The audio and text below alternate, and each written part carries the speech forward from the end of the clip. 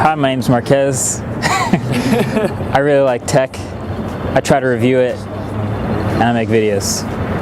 That's about it.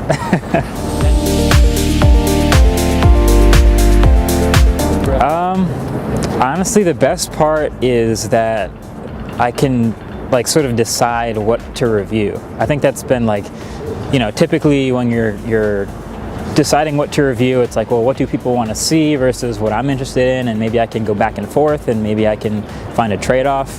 Where now I have this luxury of position where I can just decide, I really want to review this, let's make it happen.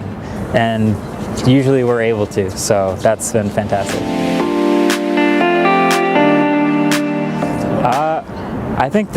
I don't think I was ever driven to become something, but I really wanted to make something, certain things. I've really wanted to make what I would want to watch. So as someone who's always into tech and into high quality video, when I got my hands on a camera, I wanted to make a high quality tech video. That was like the #1 thing.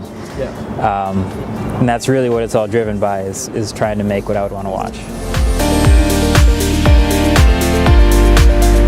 My motivation comes from the fact that I haven't yet really made what I want to watch. I try to make great videos, but there's always stuff to learn. I'm self-taught, so the video editing and production world is massive, and you can learn from it constantly. So I feel like a lot of it comes from that. I'm just constantly learning.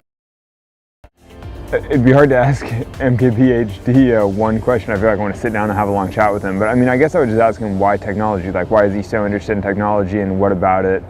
What pushes him forward? Like, why is he so interested? And where the passion comes from, I guess.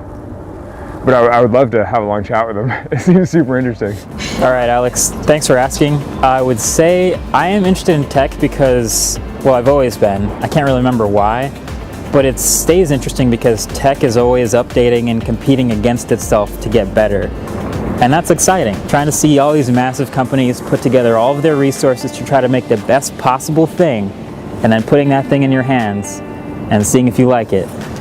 And meanwhile, 3 or 4 others are trying the same thing. So I feel like it's always moving and always evolving, and that's what stays exciting. Yeah, I'm a big hobby photographer.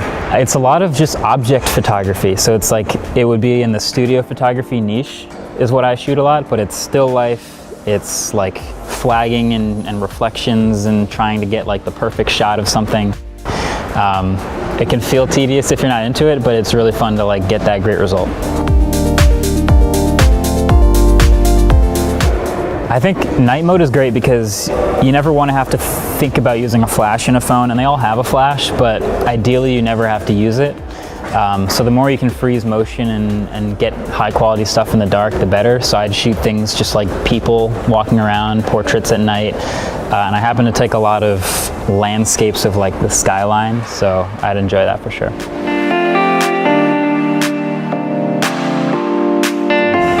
Take a selfie, but I'd be more focusing on getting shots of whatever I'm supposed to be talking about. So the selfie camera is nice, but it's my second camera for sure. Yeah, a lot of it is just trying to keep movement as smooth as possible. So the ultra steady video is a nice feature to have.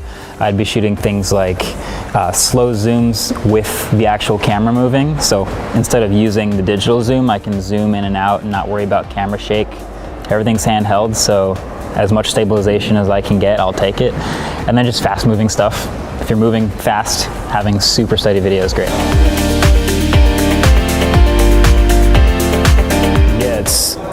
Yeah, I have a video with not ultra steady and a video with it on. When it's smoother and it's actually stabilized, it's a lot easier to follow what's happening, especially when the frame turns quickly. It almost feels like if you've watched any of those stabilized videos, you can keep an eye on the target much easier if it's not shaking or jittery on the edges. So that's going to be what it's good for, like action video, high speed, fast paced stuff. That's what it's ideal for. I see the difference, yeah. It comes really more on the edges of the frame, but that helps you focus better on the middle of the frame, which is what's usually the subject of the video. So, man, that's like asking me to pick like a favorite sibling. I guess I would say screen, because you know, you use it every time you look at the phone, like that's the number one thing you look at and notice. Then I would say battery, because if it doesn't last long enough to matter, it just doesn't matter. And then camera is very important for a lot of people. I know some people who don't care as much about camera, but I feel like if you ask anyone, they care about battery and screen. Yeah, I love fast charging. It changes the way you think about how you charge your phone. It kind of makes the life of the battery a little bit less important when you know that at any point you can plug in for a couple minutes and just juice way up and then have a couple more hours to go. So I have a charger in my car, I have a charger at my desk, and I feel like when you have fast charging, you're never worried about battery. Yeah, I mean, I think my perfect smartphone isn't everybody's perfect smartphone, but if I was designing a phone for myself, I would make some of the trade-offs, like, you know, big screen, probably at the expense of battery life, but like a great screen was important to me. Well, I think the first phone I ever held from Oppo was one of the first Find phones when they had a 1080p screen. I think it's the Find 5. Back when I was in college, I loved it. I was super into it, and my obsession with pixels has continued since then.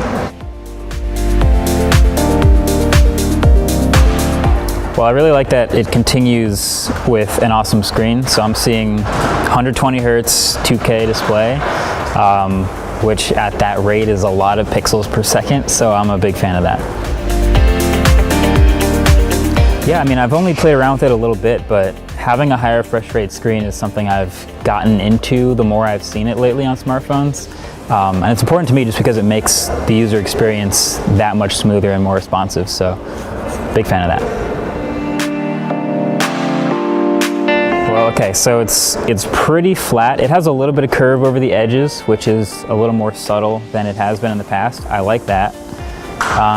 It is huge. You know, you're getting, I don't even know the specs, but I'm gonna guess it's about a 6.8-inch screen, something like that, which in my hands isn't so bad because I have big hands, but that's great. The hole punch is pretty small and it gets very bright, which I'm a fan of too. I'm just super into the high refresh rate. That's like my #1 favorite part of it. Yeah, I think right off the bat, as far as 2020 phones go, this is what I've been looking for. This is already one of the best screens on a phone. Yeah. I'm going to be looking forward to others that can either get to this level or push forward from here. Yeah. Using a higher refresh rate touchscreen for the first time makes you feel like you're in more control, especially when the touch response is on par and also faster. It just makes you feel in more control of what's happening on the screen. And I can describe it visually, like it looks faster and smoother, but I think that's really what it comes down to, is the responsiveness to what you're doing is better.